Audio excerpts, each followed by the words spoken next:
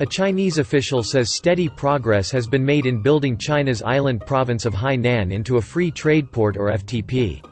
Shen Xiaoming, party chief of Hainan, said last week that over the past 2 years, over 180 policies and measures have taken effect in Hainan to facilitate trade and investment. As one of the country's major opening up measures in the new era, China aims to build the whole of Hainan Island into a globally influential and high-level FTP by the middle of the century. The wider opening up push is delivering visible outcomes.